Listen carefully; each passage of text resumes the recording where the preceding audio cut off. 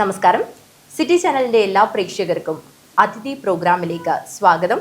ഇന്ന് നമ്മോടൊപ്പം അതിഥിയായി എത്തിയിരിക്കുന്നത് Indian dental association coastal Malabar branch executive അംഗവും കാഞ്ഞങ്ങാട് ജില്ലാ ആശുപത്രിയിലെ ഡെന്റൽ സർജനുമായ ഡോക്ടർ ശ്രീദേവി നമ്പ്യാറാണ്. അവരെ നമുക്ക് പരിചയപ്പെടാം, കൂടുതൽ വിവരങ്ങൾ ചോദിച്ചറിയാം. നമസ്കാരം. ഈ ഒരു ജില്ലാ ഹോസ്പിറ്റലിലെ ഡെൻ്റൽ കൺസൾട്ടൻ്റ് ആണ്. എത്ര വർഷമായി മാം ആ ഒരു? 10 വർഷമായി സർവീസിൽ. ജനറൽ ഹോസ്പിറ്റൽ കാസർഗോഡും വർക്ക് ചെയ്തിരുന്നു, കണ്ടിന്യൂ ചെയ്തു. അതെ അല്ലേ. ഞാൻ ഇവിടെ കണ്ടു ഇന്ത്യൻ ഡെൻ്റൽ അസോസിയേഷനിൽ എക്സിക്യൂട്ടീവ് മെമ്പറാണ്. കോസ്റ്റൽ മലബാർ ബ്രാഞ്ചിലെ മെമ്പറാണ്. എന്താണ് അതിനെക്കുറിച്ച് പറയാനുള്ളത് മാമിന്? Indian dental association coastal Malabar branch വളരെ ആക്റ്റീവായ ഒരു ബ്രാഞ്ചാണ്. നമ്മളെ കേരള സ്റ്റേറ്റിൽ തന്നെ ഇന്ന് വേൾഡ് ക്യാൻസർ ഡേ ആണ്. അപ്പോൾ അതിനു വേണ്ടി പല ഇനീഷ്യേറ്റീവ്സും അവയർനെസ് ക്ലാസ്സസും എല്ലാം ഇന്ത്യൻ ഡെന്റൽ അസോസിയേഷൻ പല ബ്രാഞ്ചുകളിലായി കണ്ടക്ട് ചെയ്യുന്നു. എല്ലാ ജില്ലകളിലും അതാത് ബ്രാഞ്ചസ് ഓരോരോ ആക്ടിവിറ്റീസായി കണ്ടക്ട് ചെയ്ത് വരുന്നു. ഇങ്ങനെ നമുക്ക് കൂടുതൽ ആൾക്കാരിലേക്ക് ഇതിനെക്കുറിച്ചുള്ള അവബോധം കൂടുതലായി എത്തിക്കാൻ സാധിക്കും. ഒരു ഓർമ്മപ്പെടുത്തലും കൂടിയാണ് ഈ വേൾഡ് ക്യാൻസർ ഡേ എന്ന് ഉദ്ദേശിക്കുന്നത്. അതെ മാം, ഇന്ന് ഈ ഒരു ക്യാൻസർ ഡേ ദിനത്തിൽ, വേൾഡ് ക്യാൻസർ ഡേ ദിനമാണ്. ഇന്ന് ഈ ഒരു അവസരത്തിൽ ചോദിച്ചോട്ടെ, ഇന്ന് സ്പ്രെഡായിക്കൊണ്ടിരിക്കുന്ന ഒരു സംഭവമാണ് ക്യാൻസർ എന്ന മാറാരോഗമല്ല, ഇപ്പൊ പറയാൻ പറ്റില്ല. കാരണം അത്രയും നല്ല ചികിത്സാ രീതികളും എത്രയും നേരത്തെ തന്നെ കണ്ടുപിടിക്കാൻ പറ്റുന്ന ഡയഗ്നോസ്റ്റിക് എയ്ഡ്സും വളരെ മികച്ചതായത് കാരണം എത്രയും നേരത്തെ തന്നെ പല ക്യാൻസറുകളും കണ്ടുപിടിക്കാൻ പറ്റുന്നത് കൊണ്ട് തന്നെ ഇത് മാറാരോഗം അല്ല ഇന്നത്തെ അല്ല. അതെ അതെ മാം, ചോദിച്ചോട്ടെ, ഈ വായിലെ ക്യാൻസർ എന്ന് പറയുന്നത് എന്താണ്? നമ്മൾ റെയറായിട്ടാണ് അല്ലേ, വായിലെ ക്യാൻസർ റെയറായിട്ടാണ് അല്ലേ വരുന്നത്? അല്ല, ആക്ച്വലി വായിലെ ക്യാൻസർ നമ്മൾ ഇന്ത്യനെ സംബന്ധിച്ചിടത്തോളം വളരെ അധികം കണ്ടുവരുന്ന ഒരു ക്യാൻസറാണ് വായയിലെ ക്യാൻസർ. ബ്രസ്റ്റ് ക്യാൻസറും സെർവൈക്കൽ ക്യാൻസറിനും അതേപോലെ തന്നെ ഒരു മൂന്നാമത് നിൽക്കുന്നതാണ് ഓറൽ ക്യാൻസർ. എന്താണ് ലങ് ക്യാൻസറിന് ശേഷം ആണുങ്ങളിൽ ഏറ്റവും അധികം കണ്ടുവരുന്ന ക്യാൻസറാണ് ഓറൽ ക്യാൻസർ. ഈ വായിലെ ക്യാൻസർ എന്ന് പറഞ്ഞാൽ നമ്മുടെ പ്രേക്ഷകർക്ക് അറിയാൻ ഏറെ ആകാംക്ഷയുള്ള ഒരു കാര്യമായിരിക്കും. ഒരു ഡെന്റൽ സർജനെ കിട്ടിയത് കൊണ്ട് നമുക്ക് ഏറ്റവും കൂടുതൽ പ്രേക്ഷകരെ പോലെ തന്നെ നമുക്കും ഇവിടെയുള്ള സ്റ്റാഫിനായാലും നമുക്ക് അറിയാൻ കൂടുതൽ താല്പര്യമുള്ള ഒരു കാര്യമാണ്. എന്താണ് ഈ വായിലെ ക്യാൻസർ എന്ന് പറയുന്നത്? വായ എന്ന് പറഞ്ഞാൽ ചുണ്ടുകൾ, കവിൾ, നാക്ക്, പല്ല്, അണ്ണാക്ക്, മോണ ഇവയെല്ലാം അടങ്ങിയതാണ് വായ എന്ന് പറയുന്നത്. ഇവയെ ബാധിക്കുന്ന ക്യാൻസർ അഥവാ അർബുദമാണ് ഓറൽ ക്യാൻസർ. മാം, ഈ ക്യാൻസർ എന്ന് പറയുന്നത് ഇത് ഉണ്ടാകാനുള്ള പ്രധാന കാരണം എന്താണ്? ഈ വായയിൽ ക്യാൻസർ ഉണ്ടാവാൻ വേണ്ടിയിട്ട് ഞാൻ കേട്ടിട്ടുണ്ട് ഈ പുകയില ഉൽപ്പന്നങ്ങൾ അങ്ങനെ വയ്ക്കുമ്പോഴാണ്, പക്ഷേ അതല്ലാതെയും ഞാൻ കേട്ടിട്ടുണ്ട്. അതെ, എന്താണ് മാം അത്? മെയിനായിട്ടുള്ള റിസ്ക് ഫാക്ടർ പുകയിലയുടെയും ടൊബാക്കോയുടെ യൂസാണ്.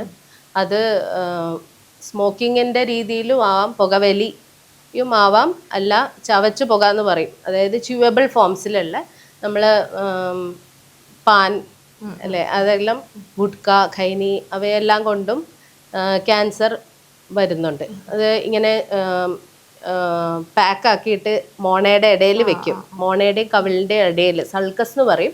അവിടെ വെച്ചിട്ട് കുറേ നേരം അവിടെ വെച്ച് ഇങ്ങനെ വെക്കുന്ന കാരണം അവിടുത്തെ നമ്മുടെ വായിലെ തൊലി, അതായത് മ്യൂക്കോസൽ ലൈനിങ് എന്ന് പറയും, അതിൽ വരുന്ന വ്യത്യാസം വരും ഇതിങ്ങനെ യൂസ് ചെയ്തുകൊണ്ടിരിക്കുമ്പോൾ.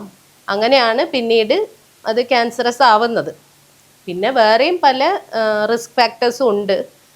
ക്രോണിക് ആയിട്ടുള്ള ഒരു ഇറിറ്റേഷൻ, അതായത് കുറേ കാലങ്ങളായി നീണ്ടു നിൽക്കുന്ന വായിൽ ചില പ്രശ്നങ്ങൾ ഉണ്ടാവാം.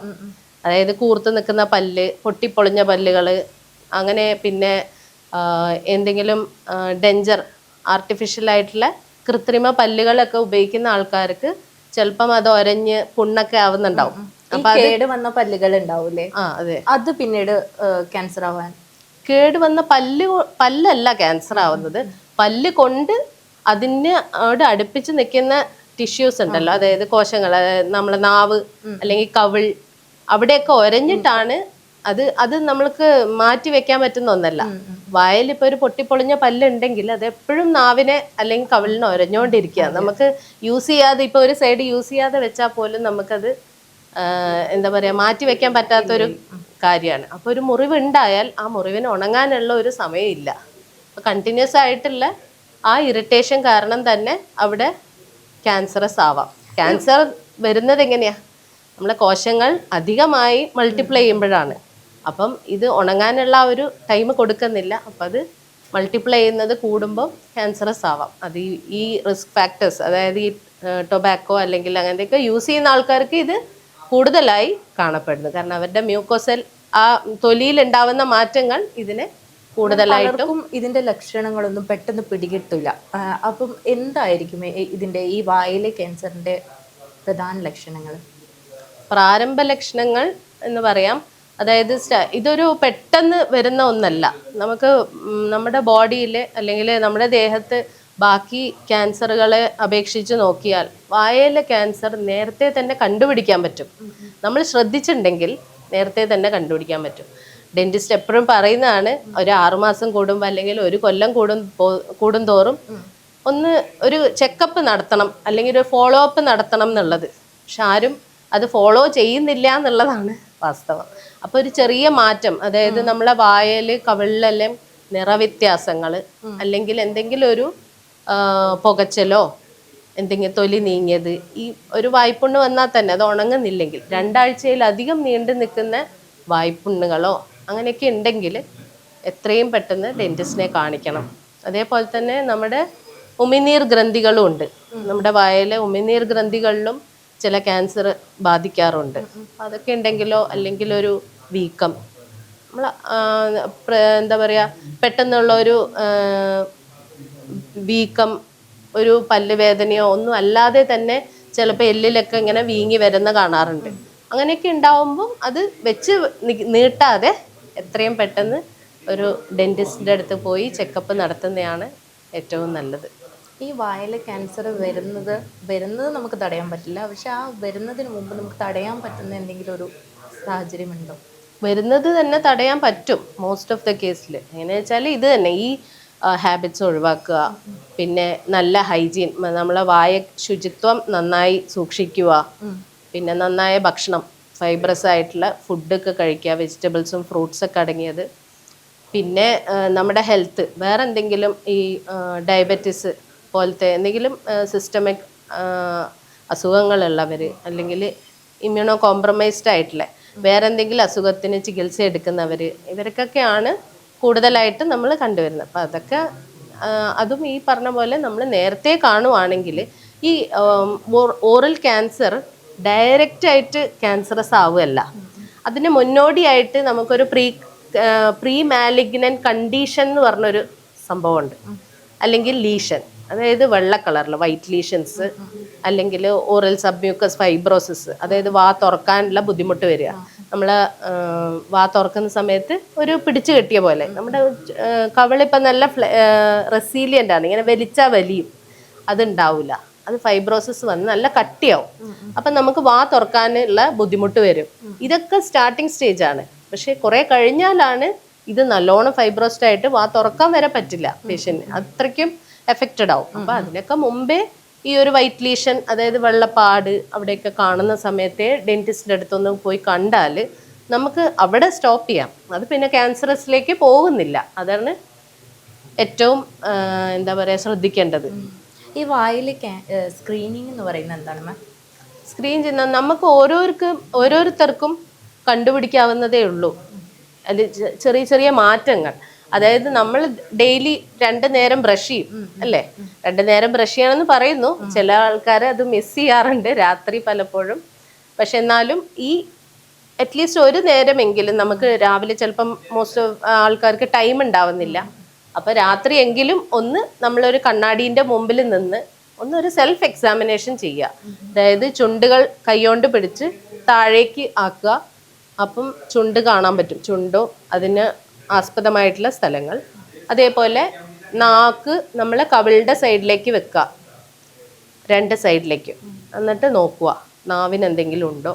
നാക്ക് അണ്ണാക്കിൽ തൊട്ട് നാക്കിൻ്റെ അടിവശത്ത് എന്തെങ്കിലും വ്രണങ്ങളോ വേദനയോ അല്ലെങ്കിൽ നാക്ക് പൊന്തിക്കാനുള്ള ബുദ്ധിമുട്ടുണ്ടോ ഇങ്ങനെയൊക്കെ നോക്കാം. എന്തെങ്കിലും തടിപ്പുണ്ടോ, നിറവ്യത്യാസങ്ങളുണ്ടോ. കവിളും നമുക്ക് നീക്കി നോക്കാം, വിരലുകൊണ്ട് നീക്കി നോക്കാം 2 സൈഡും കവിളും.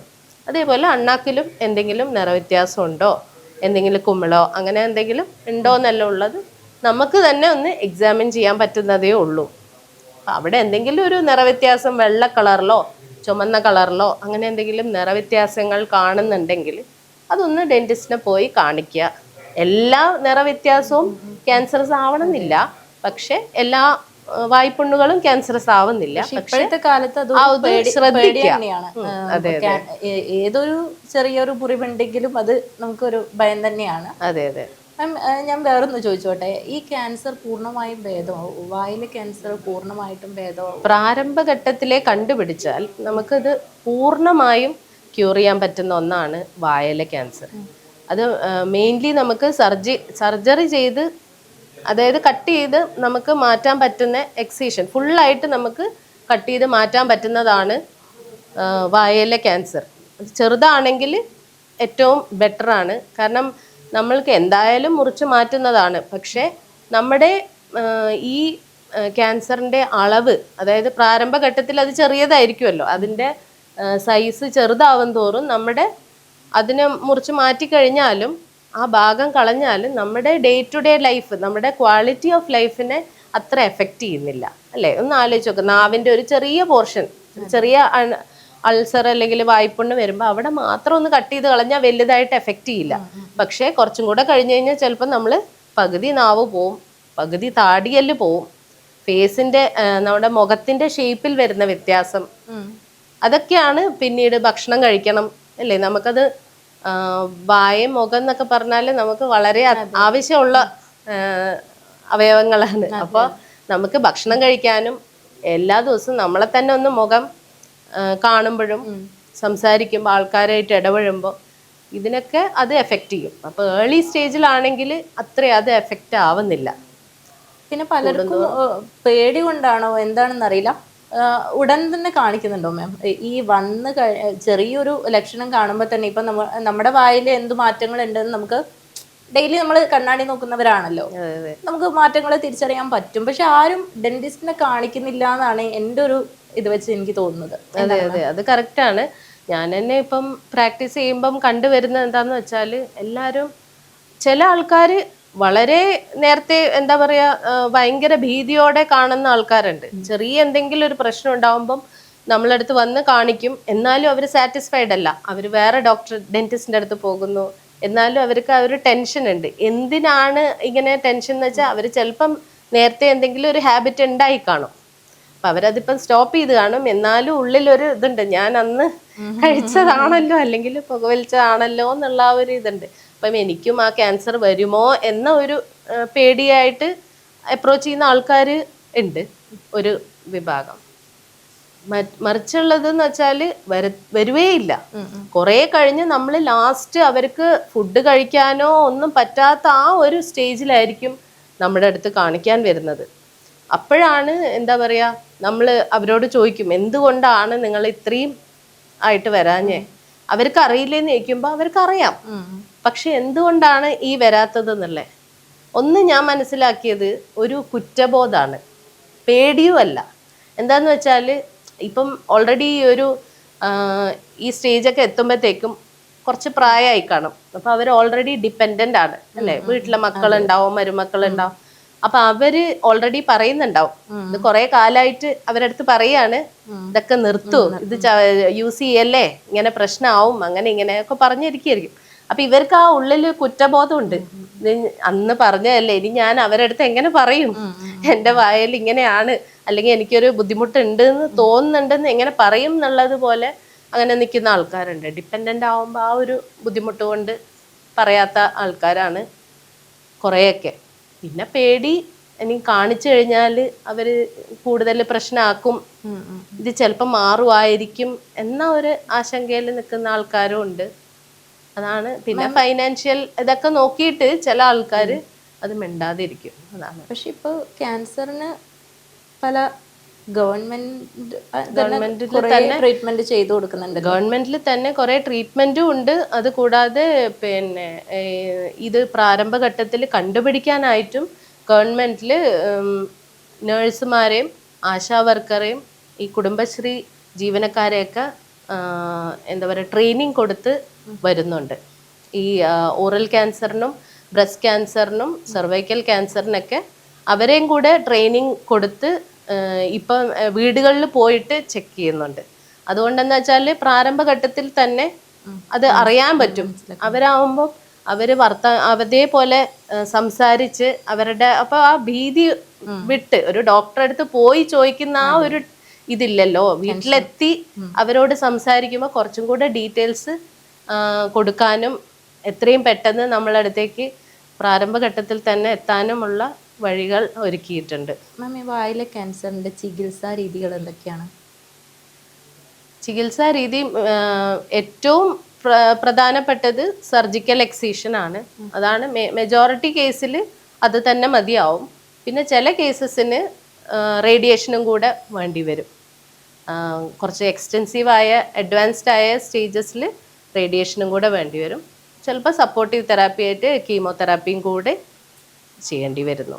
അങ്ങനെ നല്ല എക്സ്റ്റെൻസീവായ കേസസിന്. പിന്നെ ഈ അണ്ണാക്കിലെ ക്യാൻസർ എന്ന് പറഞ്ഞില്ലേ, അതിനൊക്കെ സർജറി ചെയ്യാൻ ബുദ്ധിമുട്ടാണ്. അപ്പം അവിടെ കീമോതെറാപ്പി, റേഡിയേഷനാണ് ഫസ്റ്റ്, റേഡിയേഷൻ തെറാപ്പി, പിന്നെ വേണമെങ്കിൽ കീമോതെറാപ്പിയും കൂടെ കൊടുക്കേണ്ടി വരും. പിന്നെ നമ്മുടെ പ്രേക്ഷകർക്ക് കുറേ ഡൗട്ട് ഉണ്ടാവും. പെട്ടെന്ന് നമുക്ക് ഈ ഒരു വായിലെ ക്യാൻസർ ആണെന്ന് തോന്നിക്കഴിഞ്ഞാൽ പെട്ടെന്ന് നമുക്ക് ട്രീറ്റ്മെൻറ്റ് കിട്ടുന്നുള്ള ആ ഒരു സ്ഥലം മാമിനൊന്ന് പറഞ്ഞു കൊടുക്കാൻ പറ്റുമോ അവർക്ക് വേണ്ടിയിട്ട്?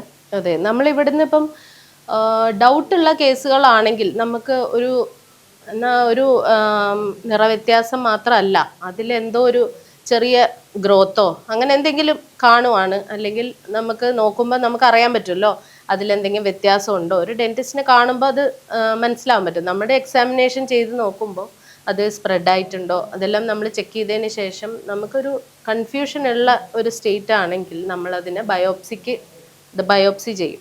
ബയോപ്സി എടുത്ത് നമ്മളത് ഹിസ്റ്റോപെത്തോളജി എക്സാമിനേഷന് കൊടുത്തു കഴിഞ്ഞാൽ അതിൻ്റെ റിപ്പോർട്ട് വരുമ്പോൾ അതിൽ ക്യാൻസറസ് ആണ് എന്നുണ്ടെങ്കിൽ ഉടനെ നമ്മൾക്കിവിടെ അടുത്തുള്ളത് മലബാർ ക്യാൻസർ സെൻറ്റർ തലശ്ശേരിയാണ്. അവിടെ പോയാൽ വേഗം തന്നെ ട്രീറ്റ്മെൻറ്റ്സ് എല്ലാം കിട്ടുന്നുണ്ട്. ആണ്. പിന്നെ കുറേ പേർക്കുള്ള ഡൗട്ടാണ് ഈ പുകവലി കൊണ്ട് മാത്രം കുറേ തെറ്റിദ്ധാരണകളുണ്ട് ഈ ക്യാൻസറിനെ കുറിച്ച്. വായിലെ ക്യാൻസർ മാത്രമല്ല, ഞാൻ മാമിനോട് വായിലെ ക്യാൻസർ മാത്രമാണ് ചോദിക്കുന്നത്. പലർക്കും ഒരു തെറ്റിദ്ധാരണകളുണ്ട്. ഈ പുകവലി അങ്ങനെയുള്ള ആ ഒരു ഹാബിറ്റ്സ് ഉള്ളതുകൊണ്ടാണ് എനിക്കിത് വന്നത്.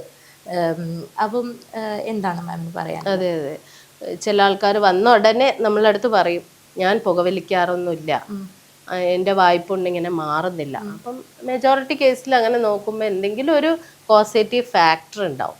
ഒന്നെങ്കിൽ ഈ ഷാർപ്പായിട്ടുള്ള പല്ലോ എന്തെങ്കിലും യൂസ് ചെയ്യുന്ന ആർട്ടിഫിഷ്യലായിട്ടുള്ള കൃത്രിമ പല്ലുകളോ അതിൻ്റെ എന്തെങ്കിലും കൊണ്ടിട്ടോ, ചിലപ്പം ഒരു പഴയ ഫില്ലിംഗ് ആയിരിക്കും, പല്ല് അടച്ചതായിരിക്കാം, അതിൻ്റെ ഏതെങ്കിലും ഭാഗം പൊട്ടിയിട്ടോ റഫായിട്ടോ ഉണ്ടെങ്കിൽ അത് ഒരഞ്ഞ് അവിടെ ഒരു നിറവ്യത്യാസം വന്നതായിരിക്കാം. ഇതൊന്നും അല്ലെങ്കിലും ഡയബറ്റീസ് ഉള്ളവർക്കും എല്ലാം ചിലപ്പം മുറിവുണങ്ങാനുള്ള ബുദ്ധിമുട്ട് കാണണം. അത് കുറേ നീണ്ടു നിന്ന് കഴിഞ്ഞാൽ ഈ പറഞ്ഞ പോലത്തെ എന്തെങ്കിലും പ്രശ്നങ്ങൾ ഉണ്ടാവാൻ സാധ്യതയുണ്ട്. പിന്നെ ചില വൈറൽ ഇൻഫെക്ഷൻസിലും വരുന്നുണ്ട്. ഹ്യൂമൻ പാപ്പിലോമ വൈറസിനെ കൊണ്ടും ഓറോഫാരിങ്സിൽ ക്യാൻസർ ഉണ്ടാവാൻ സാധ്യതകളുണ്ട്. അതുകൊണ്ട് എപ്പോഴും ഈ ഹാബിറ്റ് യൂസ് ചെയ്തുകൊണ്ട് മാത്രം എന്ന് പറയാൻ പറ്റില്ല. വേറെ പല കാരണങ്ങൾ കൊണ്ടും ക്യാൻസർ വരാം. എന്നാലും നമുക്കത് ഫസ്റ്റിൽ തന്നെ, അതായത് അതിൻ്റെ സ്റ്റാർട്ടിങ്ങിൽ തന്നെ കണ്ടുപിടിക്കാം എന്നുള്ളതാണ്. ഒന്ന് ശ്രദ്ധിച്ചാൽ നമുക്കത് ഫുള്ളായിട്ട് ക്യൂർ ചെയ്യാൻ പറ്റുന്ന ഒന്നാണ്. അപ്പോൾ ഇന്ന് വേൾഡ് ക്യാൻസർ ഡേ ആണ്. ഈ ഒരു ദിവസത്തിൽ നമ്മുടെ പ്രേക്ഷകർക്ക് ഒരുപാട് സംശയങ്ങൾ ദൂരീകരിക്കാനുള്ള ഒരു അവസരമായി മാറിയിരിക്കുകയാണ്. ഡോക്ടർ ശ്രീദേവി നമ്പ്യാർ നമ്മോടൊപ്പം ഈ ഒരു വേൾഡ് ക്യാൻസർ ഡേയിൽ വന്നതോടുകൂടി ഞാൻ മാമിനോട് ക്യാൻസർ അല്ലാണ്ട് ഒരു കാര്യം കൂടെ ചോദിക്കുകയാണ്. ഞാൻ ഇതിൻ്റെ ഇടയിൽ ഒരു വീഡിയോ കണ്ടു. ഒരാൾ വായ തുറക്കുകയാണ്, വായ തുറന്ന് പിടിച്ച് പിന്നെ അവർക്ക് വായ അടക്കാൻ പറ്റുന്നില്ല. ആ ഒരു വീഡിയോ മാം കണ്ടിട്ടുണ്ടാവും എന്ന് ഞാൻ വിചാരിക്കുന്നു. കണ്ടായിരുന്നു, റെയിൽവേ സ്റ്റേഷനിലായിരുന്നു സംഭവം. ശരി. ആ റെയിൽവേ സ്റ്റേഷനിൽ ഇയാൾ കോട്ടുവായിട്ടതാണ്, പിന്നെ ഇവർക്ക് വായ അടക്കാൻ പറ്റുന്നില്ല. പിന്നെ ഡെന്റൽ കൺസൾട്ടന്റ് വന്ന് നോക്കിയതിന് ശേഷമാണ് എന്തുകൊണ്ടായിരിക്കുമോ അങ്ങനെ ഒരു. ഇനി എല്ലാവർക്കും ചിലപ്പോ ആർക്കും ഒരാൾക്ക് അങ്ങനെ വന്നു കഴിഞ്ഞാൽ അത് ആർക്കും വരാം എന്നല്ലേ, അതുകൊണ്ട് നമുക്കൊരു സംശയമായിട്ട് ചോദിക്കുകയാണ്. ഓക്കെ, ഇത് ക്യാൻസറായിട്ട് ബന്ധപ്പെട്ടിട്ടല്ല, പക്ഷേ നമ്മൾ വായ തുറന്നു കഴിഞ്ഞാൽ അത് അവർക്ക് ചിലപ്പോൾ ഈ ജോയിന്റ് ഉണ്ട് ഇവിടെ, നമ്മുടെ ടെമ്പറോമാൻഡിബുലാർ ജോയിന്റ് എന്ന് പറയും. ഇത് ഒന്നിച്ച് പ്രവർത്തിക്കുന്ന ഒരു ജോയിന്റ് ആണ്. രണ്ട് സൈഡിലും ഉണ്ടെങ്കിലും ഒന്നിച്ചിട്ടാണ് ആ ഓപ്പണിങ്ങും ക്ലോസിങ്ങിനും ഹെൽപ്പ് ചെയ്യുന്ന ഒരു ജോയിന്റ് ആണ്. ആ ജോയിന്റിലുള്ള ബുദ്ധിമുട്ടുകൾ കാരണം അവർക്ക് ചിലപ്പോൾ നേരത്തെയും എന്തെങ്കിലും ചെറിയ സിംറ്റംസ് ഉണ്ടായി കാണും. അപ്പം നമ്മൾ ചിലപ്പം വാ തുറക്കുക കഴിഞ്ഞാൽ അവിടെ ലോക്കായി പോകും. അതായത് നമ്മൾ ഈ ജോയിന്റ് എന്ന് പറഞ്ഞാൽ ഫസ്റ്റിലൊരു റൊട്ടേഷൻ മൂവ്മെന്റ് ആണ്, ഇങ്ങനെ തിരിയും അവിടെ തന്നെ സോക്കറ്റിൽ തന്നെ. കുറച്ചും കൂടെ മൗത്ത് ഓപ്പണിങ്ങിൽ ആ സോക്കറ്റിൽ നിന്ന് അത് ഇറങ്ങി വരും. അങ്ങനെ ഇറങ്ങിക്കഴിഞ്ഞ് ചിലപ്പോൾ അത് തിരിച്ചു കയറുമ്പോൾ ആ മസിലിൻ്റെയും ലിഗമെന്റിൻ്റെയും ഒരു വ്യത്യാസത്തില്ല, ഒരു ഫങ്ഷനിലുള്ള ഡിസ്ഫങ്ഷൻ, അത് കാരണമാണ് ചിലപ്പോൾ അവിടെ ലോക്കായി പോകുന്നത്. അപ്പം നമ്മൾ റിഡക്ഷൻ ചെയ്യേണ്ടി വരും. അതിപ്പോൾ നമ്മൾ കൈയൊക്കെ സോക്കറ്റിൽ നിന്ന് കളിക്കുമ്പോഴൊക്കെ ആൾക്കാർക്ക് ഉരുന്ന അങ്ങനത്തെയൊക്കെ, അതുപോലെയാണ് ഈ ടെമ്പറോമാൻഡിബുലാർ ജോയിന്റ് ഡിസ്ലൊക്കേഷൻ. ഇന്ന് നമ്മോടൊപ്പം അല്പം നേരം നമ്മുടെ സംശയത്തിന് കുറച്ചൊരു അന്തിമമായിരിക്കുന്നു എന്ന് വിചാരിക്കുന്നു. നമ്മൾ വായിലെ ക്യാൻസർ എന്നൊക്കെ പറയുന്നത് കൂടുതൽ ഡേഞ്ചർ സിറ്റുവേഷൻസ് ആണ്. അപ്പം ആരും അത് സ്റ്റാർട്ടിങ്ങിൽ എന്തെങ്കിലും ഡൗട്ട് തോന്നിക്കഴിഞ്ഞാൽ ഉടൻ തന്നെ ഒരു ഡെന്റൽ സർജനെ കാണിക്കുക. അത് ഒരു സംശയമായിട്ട് എടുക്കരുത്. അപ്പം തന്നെ നമ്മൾ ഡെന്റൽ കൺസൾട്ടന്റിനെ കാണിക്കുക. ഇന്ന് നമ്മോടൊപ്പം ഇത്ര നേരം സഹകരിച്ചതിന്, നമ്മുടെ പ്രേക്ഷകർക്ക് വേണ്ടി കുറേയേറെ സംശയങ്ങൾ ദൂരീകരിച്ചു കൊടുത്തതിന് ഒരുപാട് നന്ദിയുണ്ട് മാം, ഈ ഒരു അവസരത്തിൽ വന്നതിന്. ഇന്നത്തെ അതിഥി എല്ലാവരും കാണുക, മാക്സിമം എല്ലാവരിലേക്കും ഈ നമ്മൾ കേട്ട കാര്യം എത്തിക്കുക. ഇന്നത്തെ എപ്പിസോഡ് ഇവിടെ വൈൻഡപ്പ് ചെയ്യുകയാണ്. നമസ്കാരം.